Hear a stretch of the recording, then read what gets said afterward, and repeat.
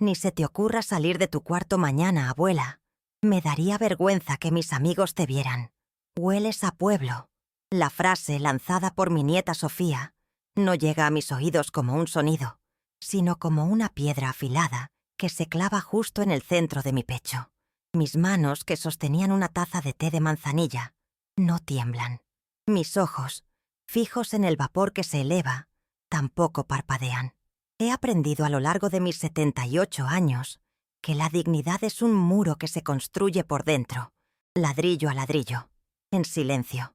Sofía está de pie junto a la puerta de la cocina, rodeada de sus amigas, todas vestidas con ropas que costarían mi pensión de un año.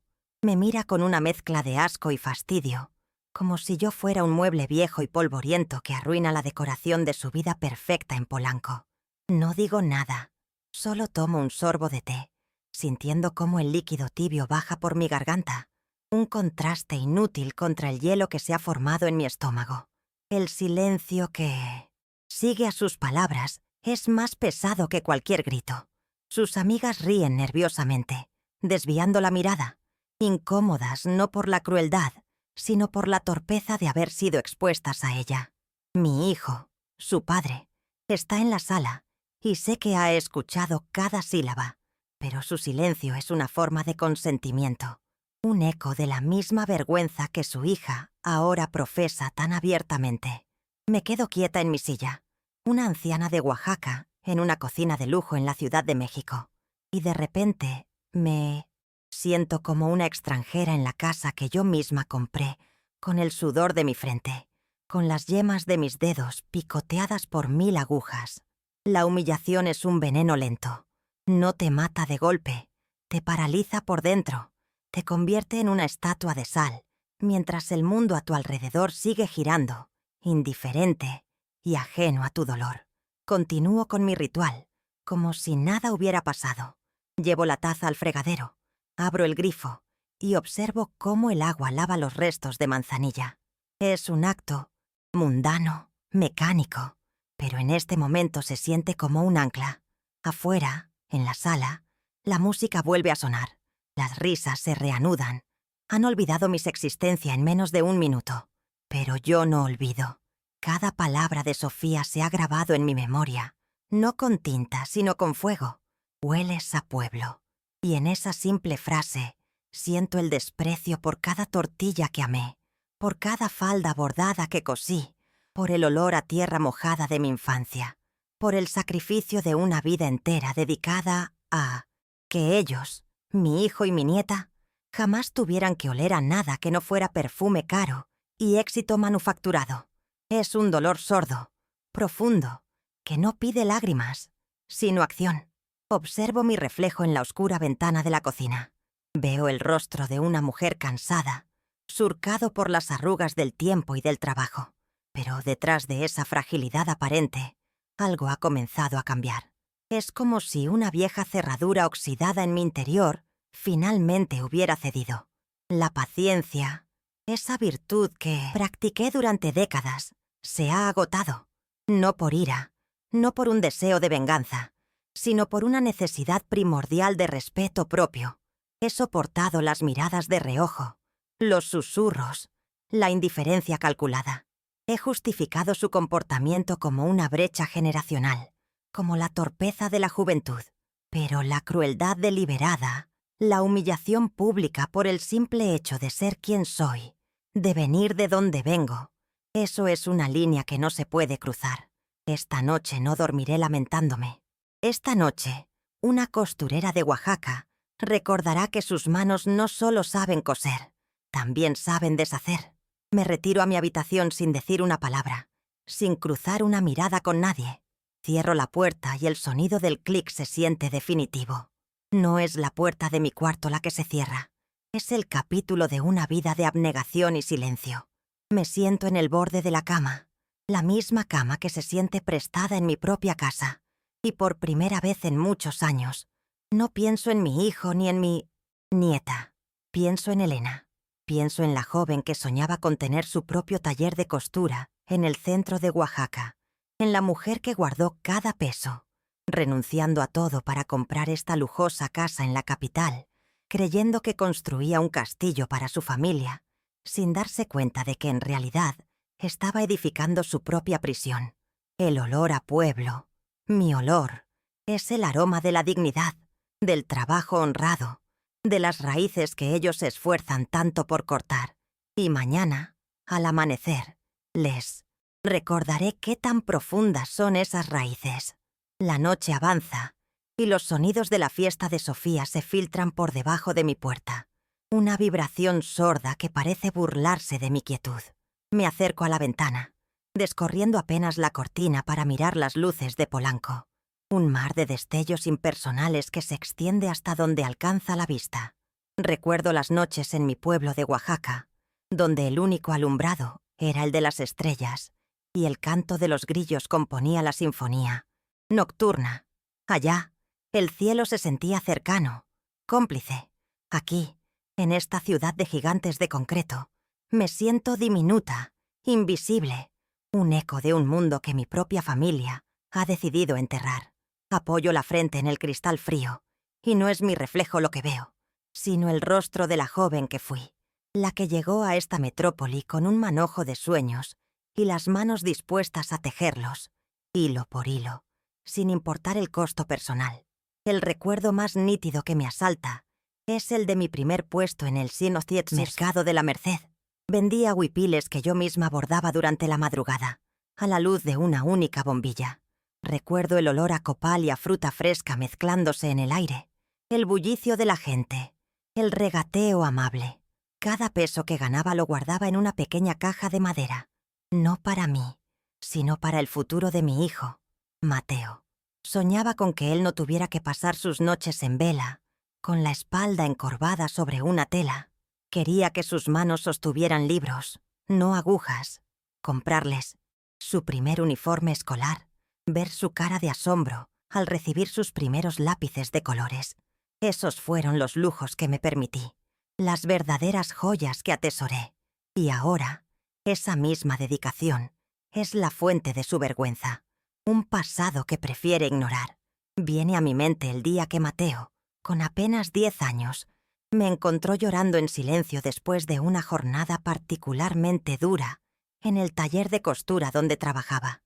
Me abrazó con sus bracitos flacos y me dijo: «No llores, mamita. Cuando sea grande voy a ser arquitecto y te voy a construir la casa más bonita de todo México». Sus palabras fueron un bálsamo, una promesa que alimentó mi espíritu durante años. La ironía es que fui yo quien le compró esta casa, esta jaula de oro. Lo hice cuando recibí la herencia de mis padres, una pequeña fortuna en tierras que vendí sin dudarlo. Puse la propiedad a mi nombre, por prudencia, pero en mi corazón siempre fue el regalo para cumplir su sueño de niño, un nido para su futura familia. Jamás imaginé que se convertiría en el escenario de mi propia humillación. La memoria de su graduación universitaria es agridulce. Estaba sentada entre padres que vestían trajes caros y hablaban de viajes a Europa. Yo llevaba mi mejor falda bordada, la que me tomó meses confeccionar. Me sentía orgullosa, radiante. Cuando Mateo recibió su título, mi corazón se hinchó tanto que creí que se saldría de mi pecho. Él me vio entre la multitud y me dedicó una sonrisa rápida, casi furtiva, antes de volverse hacia sus amigos. En ese momento no lo entendí, pero ahora veo el inicio de la distancia, la primera grieta en el puente que nos unía. Él ya empezaba a avergonzarse de la mujer que sacrificó su vista y su juventud para que él pudiera estar en ese estrado, recibiendo un papel que lo acreditaba como un hombre de éxito, un hombre moderno. Y luego está Sofía. La recuerdo de niña, con sus trenzas negras y sus ojos curiosos. Se sentaba en mi regazo durante horas, pidiéndome que le contara historias de Oaxaca, de los alebrijes y de la guelaguetza. Le encantaba esconder su rostro en mi rebozo y aspirar profundo, diciendo: «Hueles a flores y a tierra, abuela, hueles a magia». ¿En qué momento ese olor se volvió repulsivo para ella? ¿Cuándo fue que la magia se transformó en vergüenza? La veo ahora en mi mente, con su teléfono en la mano, viviendo una vida a través de una pantalla donde todo es apariencia Y nada es raíz. Ha cambiado las historias de sus ancestros por filtros, que le borran la identidad, por una popularidad tan efímera como la luz de esa misma pantalla que tanto la consume. Mi difunto esposo, Jacinto, siempre me decía que mi fuerza no residía en mi voz, sino en mi silencio. «Tú observas, Elena», me decía, «y cuando todos han gritado hasta quedarse sin aliento, tú actúas. Eres como el río que parece manso, pero que tiene la fuerza para moldear la piedra». Esta noche, sus palabras resuenan en mi cabeza como un mantra. He observado durante demasiado tiempo. He permitido que la corriente de su ingratitud me arrastre, que sus desprecios erosionen mis orillas. He sido la piedra paciente, permitiendo que me moldeen a su antojo, que me reduzcan a un adorno incómodo en su propia casa. Pero incluso los ríos más pacientes pueden cambiar su curso, sobre todo cuando la fuente de la que emanan comienza a secarse por la falta de aprecio. Cada objeto de lujo en esta casa es un fantasma de mis sacrificios. El bolso de diseñador que Sofía presume en sus fotos fue pagado con el dinero de 1000 costuras. El coche que mi hijo conduce fue posible porque yo decidí caminar. Las paredes que hoy me albergan con desdén fueron levantadas con el amor y el esfuerzo de una mujer a la que ahora consideran un estorbo. La conexión es tan clara, tan dolorosa. No es solo una casa, es el testamento material de mi vida, de mi amor incondicional. Y ellos lo han profanado. Han convertido mi santuario de amor familiar en un mausoleo de desprecio. Han olvidado que la raíz del árbol es la que le da sustento a las ramas más altas, y un árbol que olvida sus raíces está destinado a caer. La decisión no llega como un torbellino de furia, sino como una calma profunda y absoluta, una certeza que se asienta en el fondo de mi alma. No es venganza, es justicia. No es para hacerles daño, es para salvarme a mí misma. Es el acto final de amor de una madre, no hacia ellos, sino hacia la mujer que he sido y que merezco seguir siendo. Es un despertar. Siento como si una venda que ha cubierto mis ojos durante años finalmente cayera, permitiéndome ver la situación no con el corazón de una madre abnegada, sino con la claridad de una mujer que conoce su propio valor. La humillación de esta noche no fue una herida, fue la llave que abrió la puerta de mi jaula. Ya no hay duda en mi mente. Me levanto de la ventana, la decisión firme como una roca.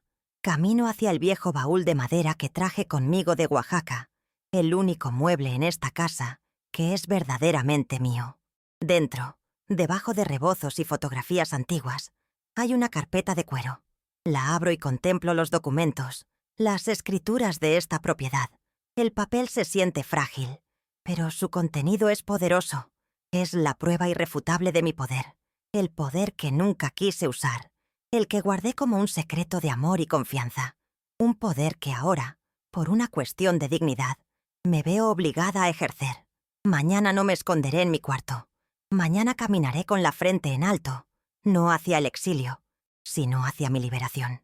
Me siento en el borde de la cama, los papeles sobre mi regazo. La música de la fiesta parece lejana, irrelevante. Ya no me afecta. He cruzado un umbral invisible. La Elena que soportaba en silencio ha dado un paso al costado para dejar pasar a la Elena que actúa. Y actúo no por rencor, sino por respeto a mi propia historia. Por cada puntada que di, por cada noche sin dormir, por cada sueño sacrificado. Lo haré por la niña que fui en Oaxaca y por la anciana en la que me he convertido en la Ciudad de México. Mañana, el sol saldrá como todos los días, pero para mi familia será el amanecer de una nueva y dura realidad. Una realidad que ellos mismos han construido con los ladrillos de su propia arrogancia. El cansancio que sentía ha desaparecido, reemplazado por una energía serena y decidida. Repaso el plan en mi mente, cada paso claro y preciso. No hay vacilación. Es como si estuviera preparando el patrón para un vestido nuevo, uno hecho a la medida de mi nueva libertad. Primero, una llamada al amanecer. Luego, un taxi. Después, la notaría pública del licenciado Méndez. Un hombre honorable que conoce mi historia. Finalmente, el contacto con el agente inmobiliario que me ha hecho ofertas por la casa durante años. Ofertas que siempre rechacé con una sonrisa, creyendo en un futuro familiar que nunca existió. Ahora, aceptaré. Venderé esta casa, este monumento a la ingratitud, y con ella, venderé también las cadenas que me ataban a esta farsa de familia. Observo mis manos bajo la luz de la lámpara, manos de trabajadora, con las venas marcadas como ríos en un mapa y la piel curtida por el tiempo. Son las manos que los alimentaron, que los vistieron, que les dieron un techo, manos que ellos miran con desdén. Pero estas manos, que saben de la delicadeza de un bordado y de la firmeza de una costura, también saben cómo descoser lo que ya no sirve. Saben cómo cortar el hilo podrido que une el amor al desprecio. Y mañana, con estas mismas manos, firmaré los documentos que pondrán fin a esta historia de humillación y darán comienzo a la mía propia. Será mi puntada final, la más importante de todas, la que bordará la palabra dignidad sobre el lienzo de mi vida. Me acuesto en la cama, pero no para dormir. Cierro los ojos y visualizo el rostro de Sofía cuando descubra la verdad. No busco su sufrimiento, sino su comprensión, aunque sé que es poco probable. Busco que entienda, quizás por primera vez en su vida, que las personas no son desechables, que el valor de un ser humano no se mide por su cuenta bancaria ni por su código postal, que el olor a pueblo es el perfume del sacrificio, del amor incondicional, de las raíces que te sostienen cuando todo lo demás se derrumba, y ellos están a punto de derrumbarse porque han cortado sus propias raíces con el hacha afilada de su soberbia. Yo, en cambio, estoy a punto de volver a plantarlas en tierra fértil. El plan está trazado. No habrá gritos, no habrá confrontaciones dramáticas de mi parte. Lo haré como siempre he hecho las cosas importantes en mi vida, en silencio, con calma, con una determinación que no necesita ser anunciada. Mi acción será mi discurso. La venta de esta casa será mi respuesta a cada humillación, a cada palabra no dicha, a cada mirada de desprecio. Será la lección más dura que recibirán, no impartida por una abuela enojada, sino por la realidad misma, una maestra mucho más implacable. Y yo, mientras tanto, estaré en otro lugar, quizás Coyoacán, como siempre soñé, cuidando de mis geranios y respirando un aire de paz que hace mucho no sentía. El alba comienza a teñir el cielo de un gris pálido. Escucho los últimos ecos de la fiesta, los invitados despidiéndose. Mi hijo y mi nieta pronto se irán a dormir, exhaustos de su diversión, completamente ajenos a la tormenta que se avecina. Me levanto y me visto con mi mejor ropa, la que guardaba para ocasiones especiales. Esta, sin duda, lo es. Es el día de mi independencia. Tomo la carpeta de cuero y la meto en mi bolso. Abro la puerta de mi habitación con un cuidado infinito, sin hacer ruido. La casa está en penumbra, llena de vasos sucios y restos de una alegría superficial. Paso por la sala como una sombra, una presencia invisible que está a punto de volverse inolvidable. En la puerta de la calle, me detengo un instante. Echo una última mirada a la casa que fue mi sueño y mi prisión.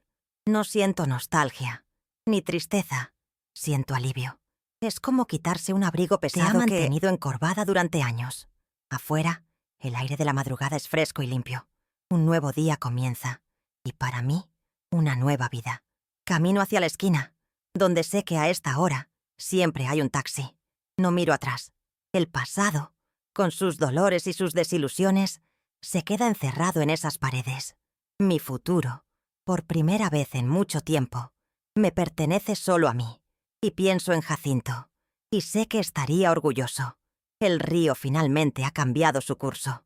Mientras el taxi se aleja, las ventanas de la casa reflejando la primera luz del sol. Pienso en Mateo y Sofía, durmiendo en sus cómodas camas, ignorantes de que su mundo está a punto de desmoronarse.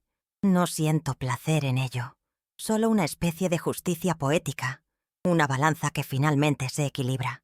Les di todo lo que tenía, Les ofrecí un futuro que yo nunca pude soñar para mí. Y a cambio, me pidieron que desapareciera, que me escondiera, que me avergonzara de ser quien soy. Hoy cumpliré su deseo a mi manera. Desapareceré de sus vidas, sí, pero me llevaré conmigo los cimientos de su castillo de arena. Les dejaré con lo único que parece importarles, las apariencias, que ahora tendrán que luchar por mantener. El viaje a la notaría es tranquilo. La ciudad despierta lentamente, perezosa. Observo los rostros de la gente que va a trabajar, cada uno con su propia historia, sus propias batallas silenciosas. Me siento parte de ellos, una más en el vasto tapiz humano de esta urbe. Durante años me sentí aislada, una reliquia en un mundo que no me entendía, pero ahora siento una conexión, una fuerza que emana de mi propia decisión. Ya no soy la abuela invisible, la figura decorativa y molesta. Soy Elena, la dueña de mi destino, la matriarca de mi propia vida. Y estoy a punto de firmar el documento que lo hará oficial, no solo ante la ley, sino ante mí misma, que es lo único que verdaderamente importa. La puerta de la Notaría Pública 14 en la colonia Roma es de madera maciza y pesada. Al empujarla, siento que cruzo un umbral hacia mi nueva vida. El interior huele a papel antiguo, a cera para pisos y a seriedad. El licenciado Méndez me recibe con una calidez que ya no encuentro en mi propia familia. Es un hombre de la edad de mi hijo, pero sus ojos me miran con el respeto que se le debe a un anciano. No le doy detalles innecesarios. Él es un hombre discreto que entiende que las acciones más importantes a menudo están envueltas en silencio. Me presenta los documentos y me explica el proceso para otorgar un poder notarial al agente inmobiliario que permitirá agilizar la venta. Mientras mi pluma se desliza sobre el papel, pienso en la ironía de que un simple trazo de tinta pueda demoler un hogar que construí con miles de puntadas de hilo. Mi siguiente parada es la agencia inmobiliaria en el corazón de Polanco, a pocas cuadras de la casa que pronto dejará de ser mía. El contraste con la notaría es inmediato. Aquí todo es vidrio, acero y luz blanca. El agente, un joven, ambicioso llamado Ricardo, apenas puede ocultar su emoción. Señora Elena, sabía que tomaría la decisión correcta. El comprador ha mantenido su oferta, es muy generosa y están listos para cerrar hoy mismo, me dice con una sonrisa profesional. Mientras él habla de cifras y de plusvalía, mi mente divaga. Pienso en el verdadero valor de las cosas. Para ellos, el valor de esa casa era su ubicación, su estatus. Para mí, su valor residía en las risas de un niño en el jardín, en el olor a pan recién horneado, en los sueños que albergaba. Ahora, estoy convirtiendo esos recuerdos en dinero, un lenguaje que mi hijo y mi nieta finalmente entenderán. Con los trámites iniciales en marcha, me dirijo al banco. La fila es larga y lenta, un microcosmos de la ciudad. Personas con prisa, con preocupaciones grabadas en el rostro.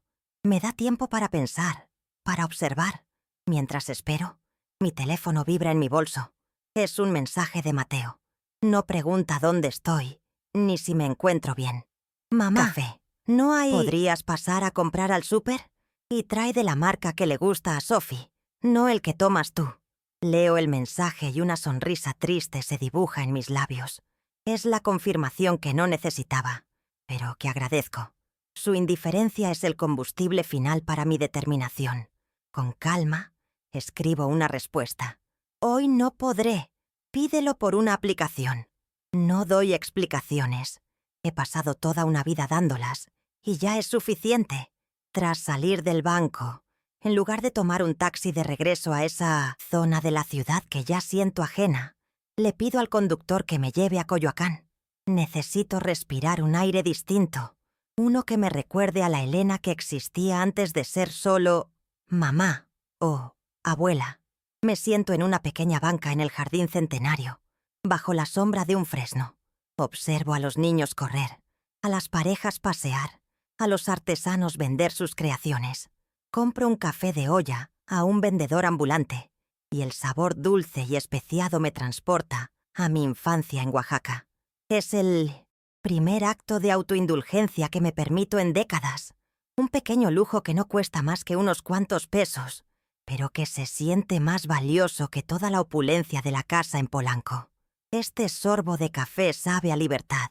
Sentada allí, reflexiono sobre la maternidad. Te enseñan que ser madre es darlo todo sin esperar nada a cambio. Y lo di. Di mi tiempo, mis sueños, mi salud, mi dinero. Pero nadie te advierte del peligro de dar tanto que te quedas vacía por dentro. Tan vacía que los demás dejan de verte. Creen que eres una fuente inagotable, un recurso natural a su disposición. No se dan cuenta de que la fuente también necesita nutrirse. Y el único nutriente que yo pedía era el respeto. Al negármelo, ellos mismos secaron la fuente. Mi acción de hoy no es un acto de egoísmo, es un acto de supervivencia. Es enseñarle a mi hijo que el amor no es un cheque en blanco y que hasta el sacrificio más grande tiene un límite. La dignidad. El agente inmobiliario me llama. El comprador ha firmado ya su parte y ha hecho la transferencia a una cuenta de depósito en garantía. Solo falta mi firma final en el contrato de compraventa. Me pregunta si puede verme en una hora. Le digo que estoy en Coyoacán y que me encontrará en el café El Jarocho. Su silencio al otro lado de la línea denota su sorpresa, pero se recompone rápidamente. Perfecto, señora Elena. Llevo los documentos para allá. Colgar el teléfono se siente como un acto de poder. Ya no soy yo la que tiene que adaptarse a sus horarios, a sus lugares. Ahora el mundo, al menos este pequeño mundo, gira en torno a mis decisiones. Pido otro café y espero, sintiendo una paz que no había experimentado en años. Mientras espero, veo a una abuela jugando con su nieta en el parque. La niña, de unos 5 años, le entrega una flor amarilla y la abuela la recibe como si fuera el tesoro más grande del mundo. Se abrazan. Una punzada atraviesa mi pecho, pero no es de tristeza, es de aceptación. Yo también tuve eso. Tuve a la pequeña Sofía entregándome dibujos y flores imaginarias. Pero las personas cambian. Las niñas crecen y a veces, en el camino, olvidan quién les enseñó a apreciar el color de las flores. No puedo obligarla a quererme. No puedo forzarla a respetarme. Lo único que puedo hacer es respetarme a mí misma lo suficiente como para alejarme de quien me lastima, incluso si lleva mi propia sangre en sus venas. Mi teléfono vuelve a vibrar. Esta vez es Sofía. Un mensaje de voz. Su tono es impaciente, arrogante. «Abu, ¿dónde te metiste? Necesito que planches mi vestido para esta noche. Y papá dice que dónde está su traje de la tintorería. ¿No lo recogiste? Muévete, que se nos hace tarde». Ni un hola, ni un por favor. Solo órdenes, exigencias. Borro el mensaje sin escucharlo hasta el final. Cada palabra suya es una palada de tierra sobre la tumba de la abuela sumisa que solía ser. Ya no hay vuelta atrás. Cualquier atisbo de duda que pudiera haber albergado se ha desvanecido por completo, barrido por el vendaval de su propia soberbia. Ellos mismos han afilado el cuchillo con el que hoy corto el cordón umbilical de la dependencia emocional. Ricardo, el agente, llega con una carpeta de cuero bajo el brazo. Se sienta frente a mí. Me ofrece una botella de agua. Su actitud es de un profesionalismo impecable, pero en sus ojos veo una chispa de admiración.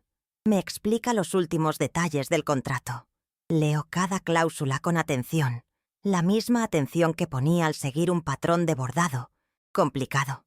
Todo está en orden. Pone el contrato sobre la mesa de metal del café, entre los restos de mi pan dulce. Me ofrece su pluma. Una pluma elegante y pesada. Sostenerla se siente bien. Es el instrumento de mi emancipación. La gente pasa a nuestro alrededor, ajena al acto monumental que está a punto de ocurrir en esta modesta mesa de café. Con pulso firme, firmo en cada uno de los espacios indicados. Elena Rivera. Mi nombre completo. Un nombre que siento que he recuperado hoy. Ricardo sonríe, satisfecho. Felicidades, señora Elena. La propiedad ha sido vendida. La transferencia a su cuenta personal se reflejará en un par de horas. Guarda los documentos, me da la mano y se va. Y yo me quedo sola con mi taza de café vacía y una sensación de ligereza abrumadora. He vendido una casa de lujo, pero siento que he comprado algo mucho más valioso. Mi paz. El plan está completo. El poder ha cambiado de manos. Ahora solo queda un acto por ejecutar. La revelación. Y para eso, volver al lugar que, hasta hace unas horas, llamaba hogar. Tomo un taxi y le doy la dirección en Polanco. Durante el trayecto no siento nerviosismo, sino una calma expectante, como la que siente un actor en el telón antes de salir a escena, para su monólogo final. No es una escena que haya ensayado, pero son palabras que me sé de memoria porque están escritas en el lenguaje de mi propia vida. El taxista pone una estación de radio con música de Agustín Lara. La melodía nostálgica envuelve el coche y parece la banda sonora perfecta para este final de capítulo. Pienso en qué significa ser madre. Quizás el acto de amor más grande no es solo darles alas para volar, sino también tener la fortaleza de mover el nido cuando éste se ha vuelto tóxico. Le pido al taxista que me deje en la esquina, no justo en la puerta. Quiero caminar esa última media cuadra. Al acercarme veo las luces encendidas. Me imagino la escena adentro. Mateo frustrado porque su traje no está listo. Sofía molesta porque su vestido está arrugado. Su universo se reduce a esas pequeñas crisis de comodidad, ciegos a la verdadera tormenta que está a punto de desatarse. Se han acostumbrado a mi presencia silenciosa y servicial, dándola por sentada. Nunca se han preguntado qué pienso, qué siento, qué sueño. Hoy van a obtener todas las respuestas, aunque no hayan hecho ninguna de las preguntas. Es la lección final que les impartiré, no con un sermón, sino con una simple llave. Miro la fachada de la casa. Es hermosa, imponente, una fortaleza de piedra y cristal. Pero una casa no es un hogar. Un hogar se construye con amor, respeto y gratitud. Sin esos cimientos, la estructura más sólida se convierte en un simple refugio, frío e impersonal. Durante años intenté llenar estas paredes con el calor de mi corazón, pero mi calor no fue suficiente para combatir el hielo de su indiferencia. Ahora es solo un edificio, una propiedad, un activo financiero que acabo de liquidar. Saco de mi bolso la única copia de la llave que conservé, la que abrirá la puerta por última vez para mí y para cerrársela a ellos para siempre. Respiro hondo. El aire de la noche es fresco. Siento la fuerza de mis ancestros zapotecas corriendo por mis venas. Gente fuerte, digna, que nunca agachó la cabeza ante la injusticia. Yo soy una de ellos. No soy una víctima. Soy una mujer que ha tomado el control de su propia narrativa. He pasado el día ejecutando un plan silencioso, moviéndome por la ciudad como una hebra invisible en el gran tapiz urbano, pero una hebra que estaba a punto de cambiar todo el diseño. Camino hacia la puerta, mi pequeña maleta en la mano, lista para el clímax. El poder oculto ya no está oculto. Está en mi bolso, en forma de un contrato de venta y un saldo bancario. Y estoy lista para usarlo. Me detengo en el umbral. Escucho sus voces adentro, tensas, discutiendo por nimiedades. Siguen atrapados en su pequeña burbuja de privilegio, completamente inconscientes de que la aguja que la sostenía está a punto de ser retirada. Mi corazón no late con furia, ni con alegría maliciosa. Late con un ritmo tranquilo y constante. El ritmo de la justicia, el ritmo de la dignidad recuperada. Este no es un final, es un comienzo, mi comienzo. Y ellos son simplemente el prólogo que tuve que escribir para poder llegar a la primera página de mi propia historia. Introduzco la llave en la cerradura y la giro. El sonido del mecanismo abriéndose es el sonido más satisfactoriente que he escuchado en mucho tiempo. Al entrar, la discusión se detiene. Me miran, primero con irritación por mi ausencia, y luego con confusión al ver la pequeña maleta a mi lado. Sofía es la primera en hablar, su voz cargada del desdén habitual. ¿Y esa maleta? ¿Por fin te vas a un asilo como te dijimos? Sus palabras ya no me hieren. Son como flechas que rebotan en una armadura invisible que he construido a lo largo del día. Mi hijo me mira con el ceño fruncido, esperando una explicación, una disculpa por mi Comportamiento inexplicado. No saben que la mujer que salió de esta casa por la mañana ya no es la misma que está regresando para la escena final. Dejo la maleta en el suelo con suavidad. No voy a levantar la voz. No lo necesito. Mi calma es mi arma más poderosa. Los observo a los dos, parados en medio de la lujosa sala que ya no les pertenece. Son como dos actores en un escenario cuyo telón está a punto de caer y ni siquiera se han aprendido su papel. Les doy un momento para que asimilen la imagen. Yo, de pie, serena, con mi equipaje, sin el delantal que solía llevar siempre puesto. El silencio se carga de una tensión que ellos no comprenden, pero que empiezan a sentir. La inversión de poder ha comenzado, y ellos aún no se han dado cuenta de que ya no son los directores de esta obra.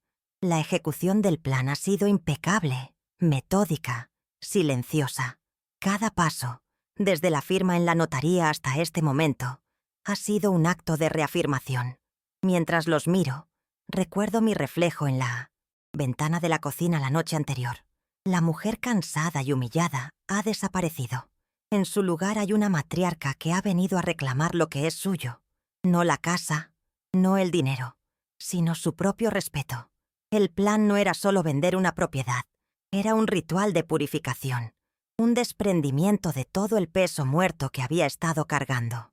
Y ahora, con el cuerpo y el alma ligeros, estoy lista para decir mis últimas palabras en este lugar. El silencio en la sala es denso, cargado de la irritación de ellos y de mi calma inquebrantable. Mateo es el primero en romperlo, como siempre. Su voz tiene ese tono de impaciencia que reserva para los sirvientes y, aparentemente, para su madre. ¿Se puede saber dónde estabas todo el día? ¿Y qué significa esa maleta? Llevo horas esperándote para que me resuelvas un problema. No pregunta cómo estoy. No nota la resolución en mis ojos. Solo ve un obstáculo a su comodidad, una pieza de la maquinaria de su vida que no ha funcionado como se esperaba. Sofía, recostada en el sofá con el desdén de una reina adolescente, añade con sorna: seguro se perdió en el metro. Ya sabes que el pueblo y la ciudad no se mezclan. Sus risas son un eco de la noche anterior, pero esta vez el sonido no me toca. Me resbala. Los observo con una claridad que asusta. Son dos extraños para mí. Dos personas que comparten mi sangre, pero no mis valores. He pasado años tratando de justificar su comportamiento, de encontrar excusas para su egoísmo. Pero ahora los veo como son. Dos niños mimados en cuerpos de adulto, incapaces de ver más allá de su propio reflejo en el espejo. Dejo que su impaciencia crezca, que su frustración se cocine a fuego lento en el silencio que ofrezco como única respuesta. Mi quietud los desconcierta, los enoja. Están acostumbrados a mi sumisión, a mi capacidad de absorber su mal humor sin quejarme. Pero esa mujer ya no existe. Murió anoche, en la cocina, con una taza de té de manzanilla entre las manos. Hoy, ante ellos, se encuentra una mujer que finalmente se ha elegido a sí misma. Decido hablar, pero no para responder a sus preguntas triviales. Mi voz sale firme, sin un ápice de temblor, un tono que no me habían escuchado en años. ¿Alguna vez se han preguntado de dónde salió esta casa? Pregunto, mi mirada fija en Sofía. La pregunta los descoloca. Se miran el uno al otro, confundidos. Mateo frunce el ceño. No empieces con tus sentimentalismos, mamá. La casa la compré yo, con mi trabajo. Ya lo sabes. Mentira que se ha repetido a sí mismo durante tanto tiempo que ha terminado por creérsela. La mentira que yo, por amor, le permití sostener. Sofía pone los ojos en blanco. Ay, abuela, ¿qué rollo te traes? ¿A quién le importa? Es nuestra y ya. Ahí te equivocas, mija. Respondo suavemente. Nunca fue suya. Y justo en ese momento, como si estuviera orquestado por el destino, suena el timbre de la puerta.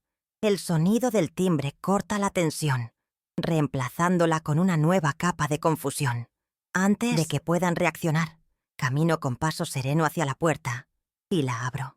En el umbral se encuentran Ricardo, el agente inmobiliario, y a su lado, una pareja de aspecto amable y elegante. Los hago pasar con un gesto de mi mano.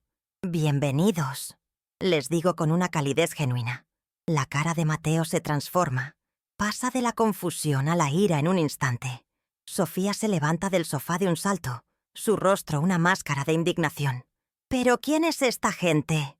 ¿Qué hacen en mi casa?», grita, su voz aguda y desagradable.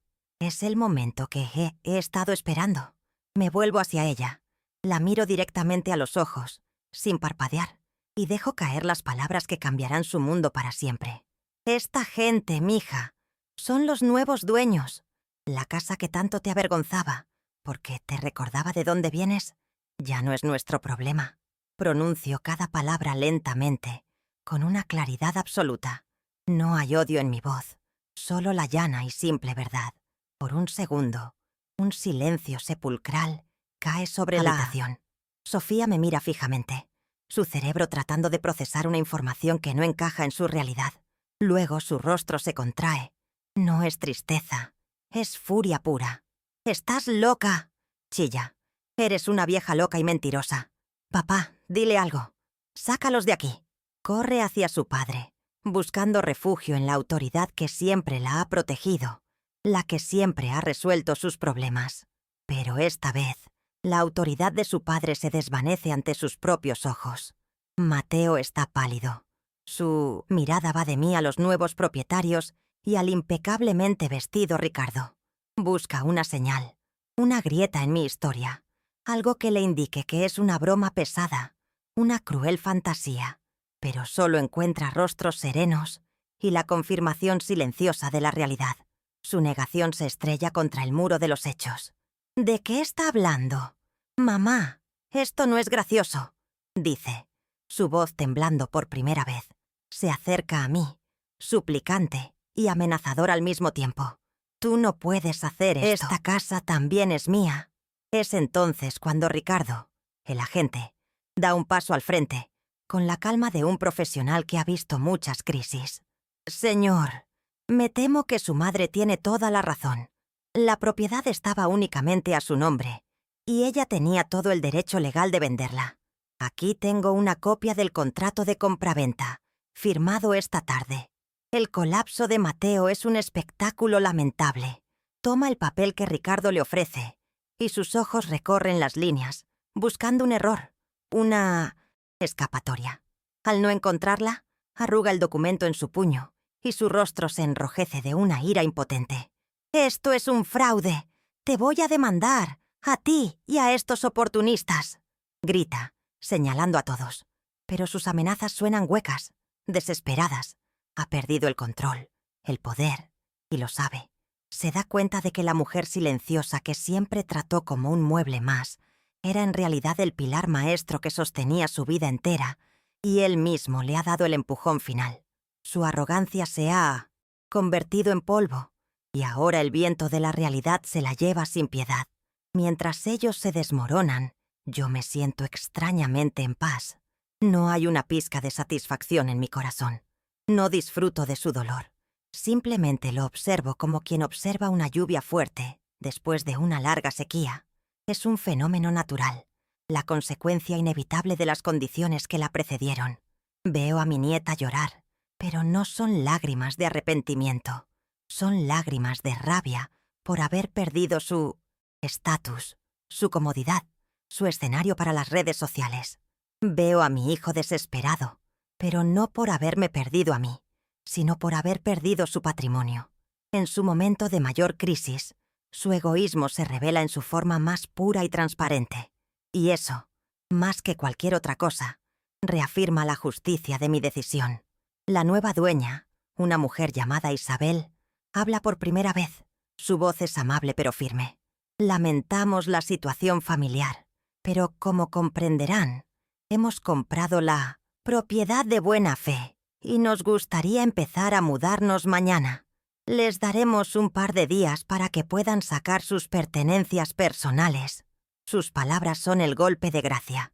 La realidad de la situación, expresada por un extraño, se vuelve innegable. Ya no es un drama familiar.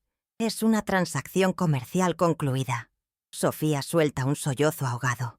Mateo se pasa las manos por el pelo, derrotado, mirando a su alrededor como si viera las paredes por primera vez, no como un hogar, sino como una fortuna que se le ha escapado de las manos. Doy un paso hacia la mesa de centro, donde hay un pequeño cuenco de cerámica oaxaqueña que yo misma traje. Dentro, como cada día, están las llaves de la casa. Las tomo en mi mano y el metal se siente frío, inerte. Ya no simbolizan un hogar, solo el acceso a un edificio. Me acerco a Isabel y extiendo la mano. «Estas les pertenecen a ustedes ahora», digo en voz baja. Ella las toma con delicadeza, sus ojos mostrando una mezcla de compasión y respeto. «Gracias, Elena. Y buena suerte». Es la primera vez en todo el día que alguien me desea buena suerte, y lo aprecio más de lo que las palabras pueden expresar. Ese simple gesto de una extraña vale más que todos los años de convivencia vacía con mi familia. Con ese acto final, me doy la vuelta y recojo mi pequeña maleta del suelo. Ya no tengo nada más que hacer aquí.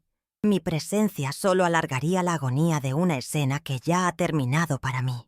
Camino hacia la puerta, cada paso firme y seguro. No miro atrás. No quiero grabar en mi memoria la imagen de su desesperación. Quiero recordar la lección, no el castigo. Quiero recordar el momento en que elegí mi dignidad por encima de un amor no correspondido. Quiero recordar el silencio en el taxi, el sabor del café de olla en Coyoacán, la sensación de mi firma sobre el papel. Esos son los recuerdos que me llevaré de este día. Al llegar a la puerta, Mateo grita mi nombre. ¡Mamá! Hay una nota de pánico en su voz que nunca antes había escuchado. ¿A dónde vas a ir? ¿Qué vas a hacer? Es la primera vez que se preocupa por mi futuro, ahora que el suyo es incierto. Es una pregunta egoísta, disfrazada de preocupación. No me detengo, ni me vuelvo. Simplemente respondo, mi voz clara y serena, dirigida al pasillo vacío frente a mí. Voy a un lugar donde huela a pueblo. Voy a un lugar donde la gente sabe que el respeto no se exige, se gana. Voy a casa. Y con esa última palabra, cruzo el umbral, saliendo de la casa y entrando al... Cierro la puerta detrás de mí sin hacer ruido. El clic de la cerradura es definitivo. Es el punto final de una larga y dolorosa oración. El sonido de sus gritos se vuelve sordo, amortiguado, hasta que finalmente desaparece mientras me alejo por el pasillo del elegante edificio. No llamo a un taxi. Decido caminar. La noche es fresca y el aire se siente limpio. Levanto la vista y veo la misma luna que brilla sobre Oaxaca. Por primera vez en muchos años, no me siento sola. Me siento completa. La matriarca ha abdicado de un reino de ingratitud para fundar su propia república de paz. Y yo soy su única y feliz ciudadana. El poder no reside en el dinero o en las propiedades. He aprendido eso hoy. El verdadero poder reside en conocer tu propio valor y en tener el coraje de alejarte de cualquiera que no lo vea. Yo era la dueña de la casa. Sí, ese era mi poder oculto. Pero mi verdadero poder, el que nadie me podrá quitar jamás, es la fuerza que encontré para usar esa llave. No para entrar, sino para salir. Y mientras camino por las calles de Polanco, dejando atrás el drama y el caos, me doy cuenta de que no he dejado a mi familia en la calle. Simplemente les he quitado el techo que les impedía ver el cielo. El mismo cielo bajo el que ahora yo camino, libre. Los primeros días transcurren en la tranquila impersonalidad de un hotelito en la colonia San Rafael. No busco noticias de ellos, pero el mundo es pequeño, incluso en una ciudad de 20 millones de habitantes. El licenciado Méndez me llama para confirmar que la transferencia final se ha completado, y con una delicadeza profesional, me informa que Mateo ha intentado contactarlo para explorar opciones legales.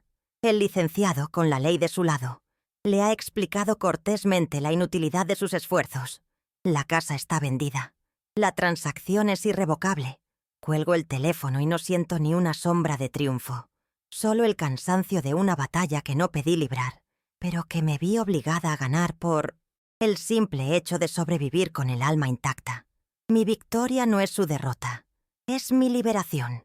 Una semana después, una antigua vecina de Polanco me llama con el pretexto de saber cómo estoy, aunque su verdadera intención es compartir el chisme. Me cuenta, con una mezcla de lástima y morbo, que ha visto un camión de mudanzas modesto frente a la casa, que Mateo y Sofía se han mudado a un pequeño departamento en la colonia Doctores, que Sofía ha cerrado sus cuentas de redes sociales y que Mateo parece un hombre 10 años más viejo. Escucho en silencio. Agradezco su supuesta preocupación y cuelgo. Imagino a Sofía en una habitación donde apenas cabe su cama, sin espacio para el closet de diseñador con el que soñaba. Imagino a Mateo enfrentándose a una realidad sin los lujos que usaba como armadura. Siento una punzada de tristeza, la que sentiría por cualquier ser humano que pierde el rumbo, pero no siento culpa. La culpa es un veneno que decidí dejar atrás, en la sala de esa casa. Ellos tomaron sus decisiones, día tras día, con cada palabra de desprecio, con cada acto de indiferencia. Yo simplemente tomé la mía. Mis días ahora están dedicados a una sola tarea: construir mi nuevo nido, con una parte del dinero. Empiezo la búsqueda de mi verdadero hogar, y lo encuentro en Coyoacán, el barrio que siempre sentí como mi refugio espiritual en esta caótica ciudad. No es una casa grande, sino un departamento en un segundo piso, con un balcón que se inunda de sol por las mañanas y desde el cual se puede oír el murmullo de los vendedores del mercado cercano. Es pequeño, pero cada rincón se siente vasto, lleno de posibilidades. El acto de amueblar mi nuevo hogar es un ritual de sanación. No compro nada caro ni de marca. Recorro los mercados de artesanías, las tiendas de segunda mano. Compro una mesa de madera rústica, sillas pintadas de azul brillante, un tapete de lana tejido en Teotitlán. Cada objeto que entra en mi casa tiene una historia, una textura, un alma. En una esquina, coloco un cómodo sillón de lectura y a su lado, una lámpara de luz cálida. Cuelgo en las paredes no cuadros abstractos y fríos, sino huipiles bordados, los mismos que mi familia consideraba anticuados. Por primera vez, creo un espacio que es un reflejo de mí, no un escenario para la vida de otros. Mi hogar, al fin, huele a mí, huele a pueblo. Mi rutina se vuelve una sinfonía de placeres sencillos. Me despierto sin la presión de tener que preparar el desayuno para nadie más que para mí. Salgo al balcón y riego mis geranios, mis malbones y la maceta de hierbabuena que perfuma el aire. Luego, con mi canasta de mimbre en el brazo, camino sin prisa hacia el mercado. Compro mis verduras, platico con la marchanta que me vende el queso Oaxaca. Me detengo a oler las flores. Ya no como para satisfacer los gustos de mi hijo o los caprichos de mi nieta. Cocino para mí, redescubriendo los sabores de mi tierra, los moles y los pipianes que había dejado de preparar porque a ellos les parecían comida de pobres. Cada bocado es un acto de reconquista personal. Compro una máquina de coser nueva, no una industrial, como las que usé durante años para ganarme la vida, sino una pequeña, moderna y silenciosa. La instalo junto a la ventana que da al balcón. No coso por obligación, coso por amor. Empiezo a crear de nuevo, no uniformes ni composturas, sino blusas con bordados intrincados, rebozos de colores vivos. Mis manos, que habían olvidado el placer de crear por crear, vuelven a la vida. El zumbido de la máquina es una música tranquilizadora, el sonido de mi independencia, de mi autosuficiencia. Vendo algunas de mis creaciones en un pequeño colectivo de artesanas en el centro de Coyoacán, no por necesidad, sino por el placer de compartir mi arte, de que sea valorado por lo que es. Poco a poco, tejo una nueva red social, una familia elegida. Me hago amiga de Clara, la dueña del café de la esquina, una mujer fuerte y risueña. Conozco a mis vecinos, una pareja de jóvenes artistas y un profesor jubilado que, como yo, disfruta de la lectura silenciosa en el parque. No son relaciones basadas en la obligación o en la sangre, sino en el afecto genuino y el respeto mutuo. Hablamos de libros, de plantas, de la vida. Me invitan a sus casas. Compartimos una copa de vino, una taza de chocolate. Nadie me juzga por mis manos arrugadas o por mi acento oaxaqueño. Al contrario, me piden que les cuente historias de mi tierra, Escuchan con un interés que nunca encontré en mi propia familia. Hay una niña en el edificio, la hija de los artistas. Se llama Luna y tiene 6 años. A veces, su madre se la encarga por un par de horas. Luna es un torbellino de curiosidad. Le fascina mi cuarto de costura, los hilos de colores, las telas. Le enseño a dar sus primeras puntadas, a enhebrar una aguja. Su concentración, su pequeña lengua asomando por la comisura de sus labios, me llena de una ternura que creía perdida. Me hace preguntas sobre Oaxaca, sobre los alebrijes que pinto en pequeñas figuras de madera. Le cuento las mismas historias que una vez le conté a Sofía, pero los ojos de Luna brillan con una admiración sincera. En ella, encuentro la oportunidad de ser abuela otra vez, sin el peso de la historia, sin la herida de la ingratitud. Un día, mientras enseño en el centro comunitario un taller de bordado para mujeres del barrio, veo mi reflejo en un cristal. Veo a una mujer de 78 años, de pie, erguida, rodeada de otras mujeres que la escuchan con atención. Veo mis manos explicando una puntada, unas manos que mi nieta despreciaba y que ahora transmiten un saber ancestral, un arte que se niega a morir. En ese momento, comprendo el verdadero significado del legado. Mi legado no era una casa en Polanco, no era el dinero en el banco. Mi verdadero legado es este: la resiliencia, la dignidad, la capacidad de transformar el dolor en belleza y el conocimiento que ahora comparto con otras. La vida en la colonia Doctores, me cuentan, no ha sido fácil para Mateo y Sofía. Él tuvo que vender su coche de lujo. Ella tuvo que buscar un trabajo de medio tiempo en una cafetería para pagar sus gastos. Han probado el sabor amargo de la humildad, una lección que yo nunca logré enseñarles con amor y que la vida ahora les imparte con dureza. Escucho esto sin sentir placer. Su nueva realidad no me hace más feliz, porque mi felicidad ya no depende de ellos, ni de su éxito ni de su fracaso. Mi felicidad ahora es un jardín que cultivo yo misma, en mi propio balcón, y no necesita de la sequía de otros para florecer. Recibo una carta un par de meses después. Reconozco la letra de Mateo en el sobre. Dudo un momento antes de abrirla. Dentro hay unas pocas líneas torpes. No es una disculpa, no realmente. Es una mezcla de autocompasión y reproche.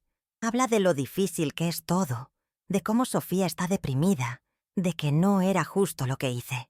Hay una frase al final que me llama la atención. Siempre pensé que estarías ahí para nosotros, pasara lo que pasara. Leo la carta, la doblo con cuidado y la guardo en una caja. No la respondo. Mi respuesta ya fue dada. Mi respuesta es mi vida entera, la de antes y la de ahora. Y él, lamentablemente, sigue sin entenderla. La paz que siento es profunda, sólida como la piedra de los templos de Monte Albán. Es la paz que viene de saber que has hecho lo correcto, no lo más fácil. Es la tranquilidad de acostarse por la noche, sin el peso de la humillación en el pecho. Es la alegría de despertar y saber que el día te pertenece, que cada hora es tuya para llenarla con lo que te plazca. He aprendido que la soledad y estar solo son dos cosas muy diferentes. Pasé años sintiéndome sola en una casa llena de gente. Ahora vivo sola, pero nunca me siento sola. Estoy en mi propia compañía y he descubierto que soy una excelente compañera de vida. Ya no pienso en ellos todos los días. A veces, un recuerdo fugaz cruza mi mente, como una nube en un cielo despejado. El recuerdo de la risa de Sofía cuando era bebé, o el orgullo que sentí en la graduación de Mateo. No los borro, no los niego. Son parte de mi historia, las cicatrices que me recuerdan la batalla que libré. Pero ya no duelen al tacto. Son simplemente marcas que atestiguan mi fortaleza. La prueba de que incluso las heridas más profundas pueden sanar si uno se da el permiso y el espacio para hacerlo.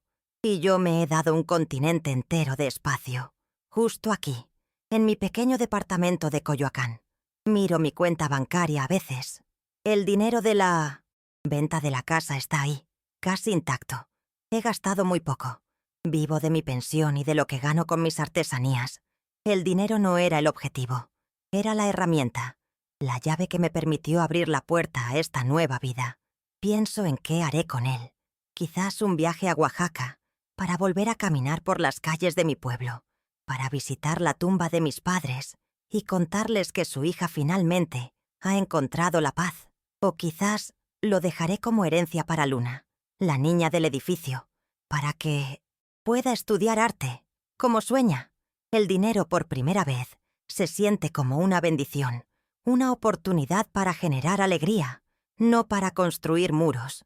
La vida se ha reducido a lo esencial, y en esa reducción he encontrado la abundancia. La abundancia de tiempo, de luz, de afecto sincero. La riqueza de poder sentarme a coser mientras escucho la radio, con una taza de chocolate caliente a mi lado. La opulencia de una tarde de lluvia, viendo las gotas golpear las hojas de mis plantas en el balcón. Sofía y Mateo creían que eran ricos por vivir en Polanco y vestir ropa de marca. ¡Qué equivocados estaban! La verdadera riqueza, la que nadie te puede embargar, es la dignidad. Y yo, en mi pequeño departamento, con mis manos de costurera, me siento la mujer más rica del mundo. El respeto, he aprendido, no es algo que se pueda dar por sentado, ni siquiera en una familia. Es una planta que debe regarse todos los días con pequeños actos de amabilidad, con palabras de aprecio, con la validación del otro. Cuando dejas de regarla, se seca y no hay lazo de sangre que pueda revivirla.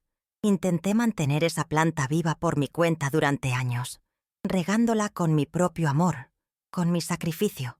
Pero una planta no puede vivir solo del agua de una persona. Necesita que la otra también la cuide. Ellos dejaron que se marchitara, y yo, finalmente, dejé de intentar resucitarla. Ahora, mi balcón está lleno de plantas nuevas y florecientes. A veces, al caminar por Coyoacán, veo a familias paseando, abuelos con sus nietos. Ya no siento la punzada de la pérdida. Sonrío. Me alegro por ellos. Mi concepto de familia se ha expandido. Mi familia ahora son mis amigas artesanas, mis vecinos, Clara la del café, el profesor jubilado. Es una familia unida no por la genética, sino por la elección. Nos hemos elegido los unos a los otros para acompañarnos en este tramo del viaje. Y ese tipo de lazo, a veces, puede ser incluso más fuerte que el de la sangre, porque nace del reconocimiento mutuo, del aprecio por quién eres, no por lo que puedes dar. La vejez, para muchos, es una época de pérdidas. Y sí, he perdido una familia, pero he ganado tanto más. He ganado mi voz, mi libertad, mi tiempo. He ganado el derecho a ser la protagonista de mi propia historia, no un personaje secundario en la de alguien más. Me he despojado de las capas de madre y abuela para redescubrir a Elena. Y me agrada la mujer que he encontrado. Es fuerte, es creativa, es resiliente. Es una mujer que sabe transformar los retazos de una vida rota en un hermoso y colorido tapiz. Y ese tapiz es ahora mi orgullo. El ciclo de humillación ha terminado. La resolución no fue un acto ruidoso de venganza, sino una tranquila reconfiguración de mi universo. Puse los planetas en su órbita correcta, y en el centro de mi sistema solar ya no están ellos. En el centro, por primera vez, estoy yo, el sol que da calor y luz a mi propia vida. Los demás son cuerpos celestes que giran a una distancia respetuosa. Algunos, como mis nuevos amigos, se acercan y comparten su luz. Otros, como Mateo y Sofía, se han alejado tanto que su luz ya casi no me llega. Y está bien. El universo es vasto y hay espacio para todos. El dinero me ha dado seguridad, pero la paz me la ha dado la decisión. La certeza de haber actuado en defensa propia, en defensa de mi historia y de la memoria de mis ancestros. Cada vez que me siento a bordar, siento que mis manos son guiadas por las de mi madre y mi abuela. Mujeres fuertes que tampoco se dejaron pisotear. Les fallé durante un tiempo permitiendo el desprecio, pero creo que ahora, donde sea que estén, estarían orgullosas de mí. He honrado su legado de dignidad, y esa es la herencia más valiosa que podría desear. Ya no hay más dolor. La herida ha cicatrizado, y en su lugar ha quedado una piel más fuerte. Miro hacia el futuro no con la aprensión de la vejez, sino con la curiosidad de quien sabe que aún quedan capítulos por escribir. Quizás aprenda a pintar. Quizás escriba mis memorias. Quizás simplemente me dedique a perfeccionar mi receta de mole negro. No importa. Lo que importa es que la elección es mía. El libro de mi vida está en mis manos. Y las páginas en blanco esperan ser llenadas. No con las exigencias de otros, sino con los trazos de mi propia y soberana voluntad. A Sofía y a Mateo no les deseo el mal. Les deseo, desde la distancia de mi nueva vida, lo que más les hace falta: sabiduría.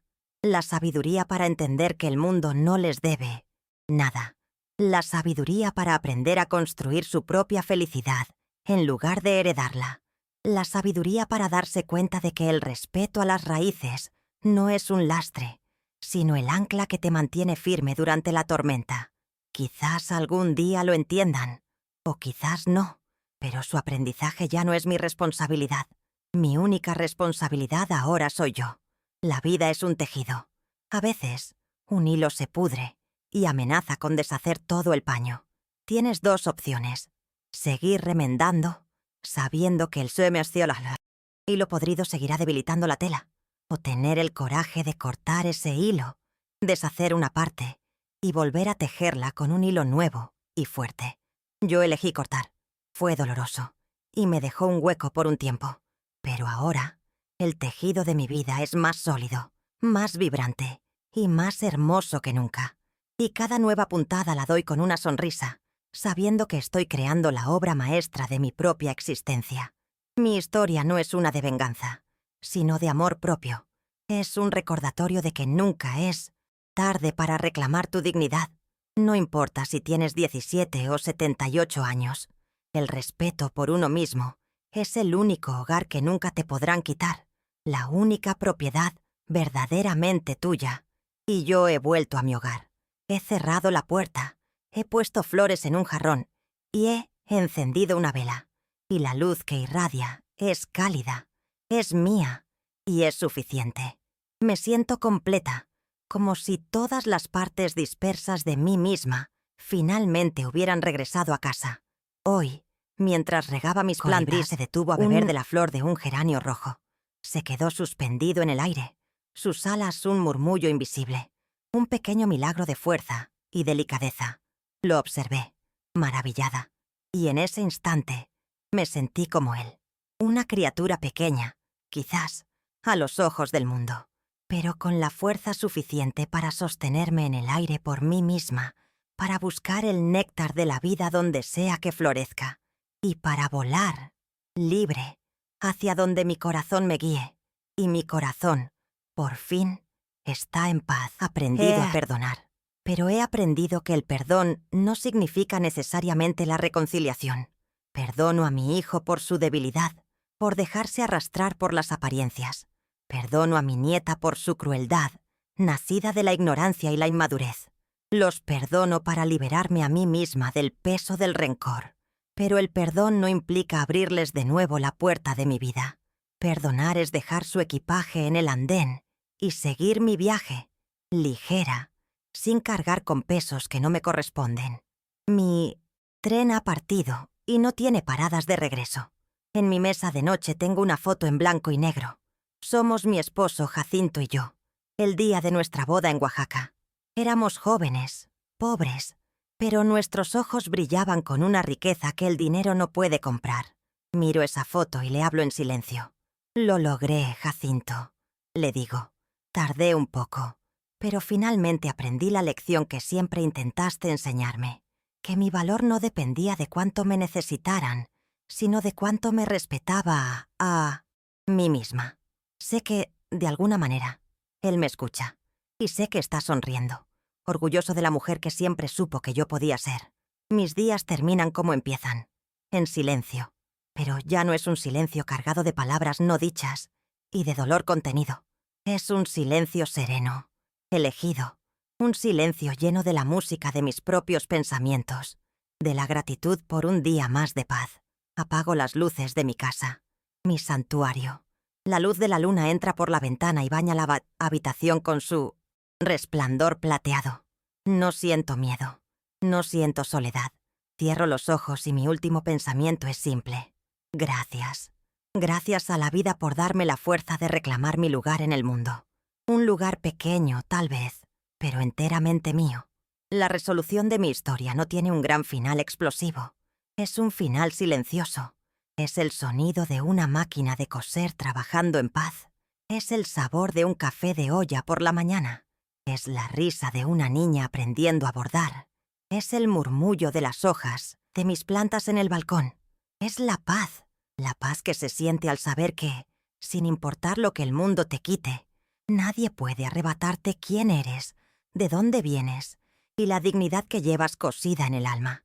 Y esa paz, esa certeza, es el mayor legado que puedo dejar. Miro el sol ponerse tras los árboles del jardín centenario, desde mi balcón, tiñendo el cielo de colores naranjas y púrpuras, los mismos colores que tanto me gusta bordar en mis telas. Pienso en el largo camino que me ha traído hasta este momento de paz. Mi historia podría parecer una de pérdida, la historia de una madre que perdió a su familia, pero en realidad es una historia de ganancia. Perdí una casa para ganar un hogar. Perdí un lazo de sangre para ganar una familia de almas afines. Y lo más importante, me perdí a mí misma durante años para finalmente encontrarme. La lección que la vida me obligó a aprender y que ahora atesoro es simple. El respeto a tus raíces es la mayor riqueza que puedes tener. Mi familia, en su afán por la riqueza material, se volvió pobre de espíritu. Yo, al abrazar mi olor a pueblo, me volví millonaria en dignidad. Un hogar, he aprendido, no se mide en metros cuadrados, ni se valora por su código postal. La mansión de Polanco era una estructura fría, un escenario para una obra de teatro, en la que yo era una extra, y mal pagada. Mi pequeño departamento en Coyoacán, en cambio, es un santuario. Cada objeto en él respira mi historia. Las paredes están impregnadas no de perfumes, sino del aroma de mis guisos y del café de olla. No es el silencio tenso de la indiferencia el que habita aquí, sino la quietud fecunda de la paz interior. Un hogar no es el lugar donde vives, es el lugar donde finalmente puedes quitarte la armadura y permitir que tu alma descanse. Y mi alma, por primera vez en mucho tiempo, descansa profundamente, arrullada por el simple hecho de ser aceptada por quien soy. La familia. ¿Qué palabra tan compleja? La sangre te hace pariente, pero no te convierte en familia. La familia se construye con los hilos del respeto, de la lealtad, del cuidado mutuo, del amor que se demuestra en los pequeños gestos de cada día. Cuando esos hilos se rompen, cuando son reemplazados por el egoísmo y el desprecio, el tejido se deshace, por más fuerte que sea el lazo de sangre. Tuve que aceptar, con el dolor de una madre, que la familia que yo soñaba con mi hijo y mi nieta era una ilusión. Pero la vida, en su infinita sabiduría, me ha enseñado que la familia también se elige. Y yo he elegido a la mía. Mis amigos, mis vecinos, mis alumnas. Una familia que no me exige, me acoge, que no me esconde, me celebra. Mi viaje ha sido una reafirmación de que la dignidad es la columna vertebral del espíritu humano. Pueden intentar doblarla, pueden intentar ignorarla, pero nadie puede rompértela a menos que tú se lo permitas. Durante años, permití que la mía fuera erosionada, creyendo que el amor significaba soportarlo todo. Estaba equivocada. El amor, el verdadero amor, empieza por uno mismo. El día que decidí vender esa casa no fue un acto de guerra, fue la declaración de independencia de mi propia alma. Fue el momento en que me puse de pie, no contra ellos, sino por mí. Y esa es la herencia que de verdad quiero dejar. La certeza de que tu historia, tus orígenes y tu esencia son tu poder. Nunca dejes que nadie te haga sentir vergüenza de ellos. Ahora, le pregunto a usted, que ha tenido la paciencia de escuchar mi historia, ¿qué habría hecho en mi lugar? Sus palabras y reflexiones son valiosas para mí, un eco en este nuevo y tranquilo mundo que he construido. Y cuénteme también desde qué rincón de este mundo me está escuchando, pues saber que mi historia viaja tan lejos me hace sentir menos sola. Para ayudar a que estas historias de vida lleguen a más gente que quizás necesite escucharlas, le pido que se suscriba a este canal y que comparta este video. A veces, la historia de un extraño puede ser la luz que necesitamos para encontrar nuestro propio camino. Gracias por acompañarme.